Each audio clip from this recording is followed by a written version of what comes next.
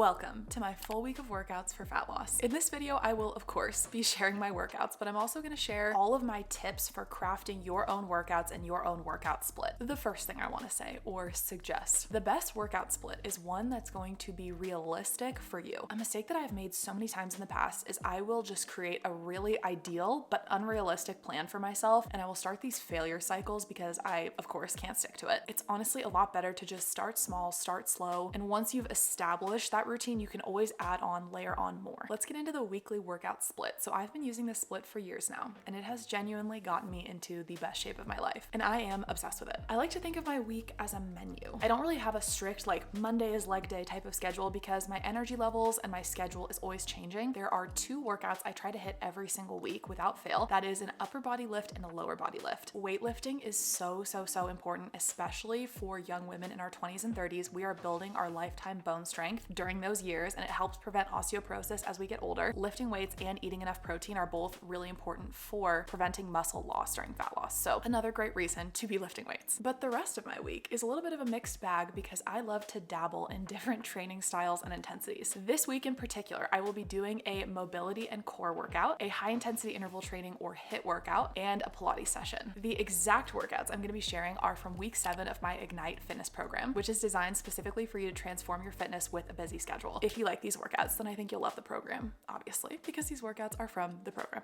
We're going to be starting the week off with a lower body lift. I'm actually going to be doing this workout from home because I do have some dumbbells I can use. I do get this question sometimes, is this workout program a home program? The answer is no, unless you have like a really decked out home gym. There are quite a few workouts that require like a barbell, a rack. I personally just don't really like filming in my gym because I don't feel like there's a good spot where I'm not going to get people in the background, and I just don't want to film people who aren't trying to be filmed. With each workout, I'm going to share some kind of basic training principles that I like to think about. So for today, I wanted to chat about progressive overload. If you want to continue seeing results from your workout program in whatever you're doing, it's really important that you gradually increase the intensity. There are a lot of different ways you can do this. I think traditionally we think of progressive overload with weightlifting, and we think about increasing your reps, your weight, or your sets, which is definitely one way to progressively overload, but you can also improve your form, slow down your tempo, or decrease your rest time. With decreasing rest, you obviously want to be careful. If you're doing like a 1 rep max, don't decrease your rest. Make sure you're well rested for that. For cardio, you could think about going faster, going for longer, or also improving your form. I'm going to finish my pre-workout caffeine and we will get straight into it.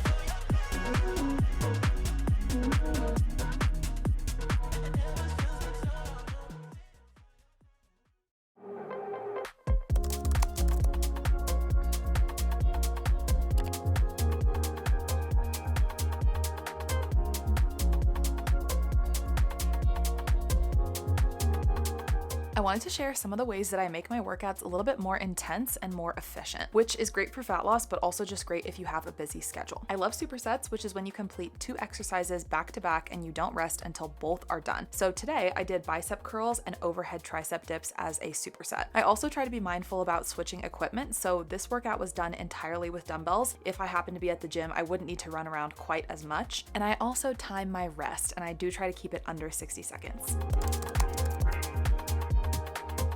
I also did a burner circuit where I completed 4 exercises back to back before resting, and that is killer.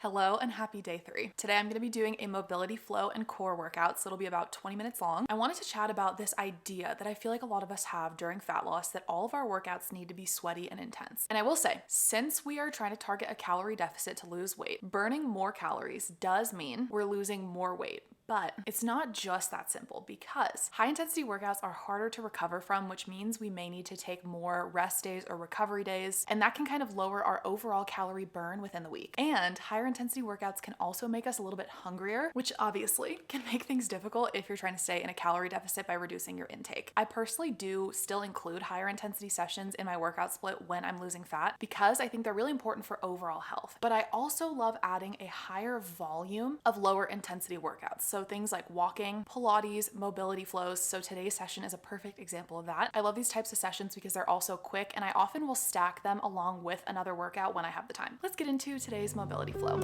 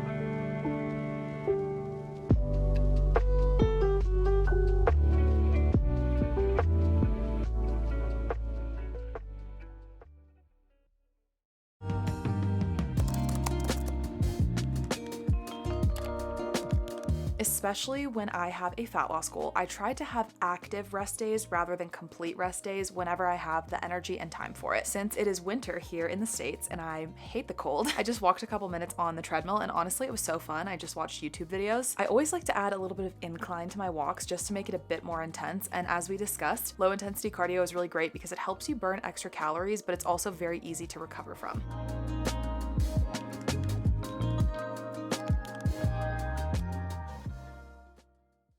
Hello and good morning. So, not that you would have known this, but I actually did have to take an extra rest day yesterday. I actually got into my activewear and everything. I sat down on my mat, I was ready to film, and I was just like, no.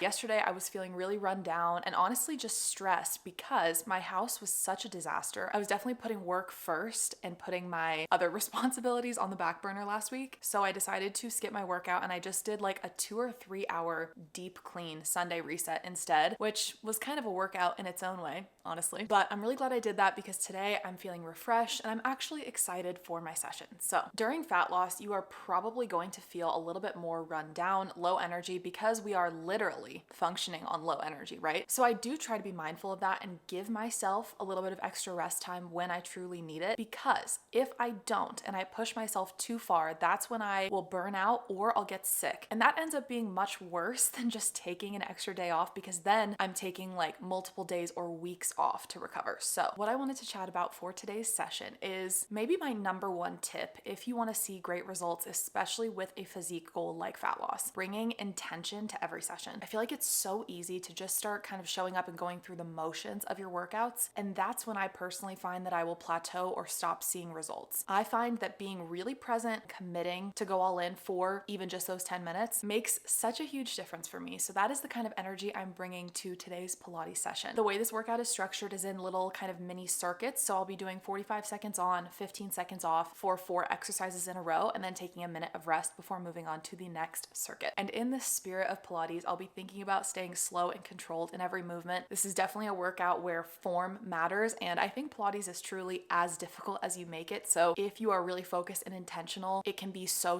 challenging. If I finish a Pilates session and I'm thinking, oh, that wasn't that hard, that's a me problem. I need to push myself a little bit harder. So let's get into it.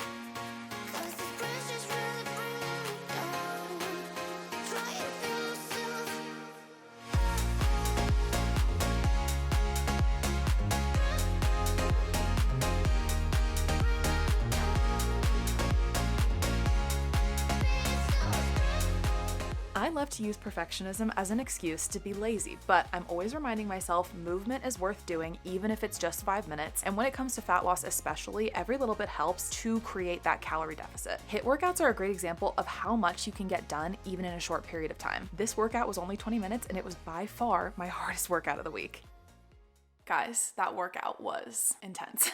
I am very sweaty and very tired right now. But before I let you go, I wanted to mention 3 things that you can do to really help support your fitness goals. And I just find personally, when I have these things dialed in, it makes such a huge difference for me. The first is electrolytes. And some people might be getting enough from food, but I actually tracked it and I'm not getting anywhere near enough sodium, magnesium, and potassium just in my diet. So on the days I work out, I do like to take an electrolyte supplement. The next one is so simple, but so important. It's just drinking enough water. I feel like it's easy to forget about, but it really does help, especially if you're going to be active. And the last thing, of course, is getting a solid 8 hours of sleep every night. It makes the biggest difference in the world. This is so gross. I'm like literally sitting in a pool of my own sweat right now. This is like not cute. Okay, I have like cotton mouth because I'm so out of breath. And to close this out, I just want to say I truly believe the best routine is one you can stay consistent with. This is just what works for me personally, and these are the workouts that I really do love. But I think it's all about experimenting and finding that balance of something that gets you results, but also that you genuinely enjoy, so that it can actually be sustainable. Guys, I am so excited to get into all of the New Year's content over these next few weeks. If we're being completely honest, 2025 was a little bit of a rough year for me. I know that's probably true for a lot of us. I'm just really excited to get some fresh energy, have a fresh start. 2026 is gonna be the best year of our lives, okay? I've decided. I always love the new year, but I feel like this year in particular, I'm very much looking forward to it. Thank you guys so much for watching. I really hope this video was helpful and maybe it gave you some inspiration of new workouts to try. If you'd like to see more from me, make sure to subscribe. I upload new videos every week, and I will see you next time.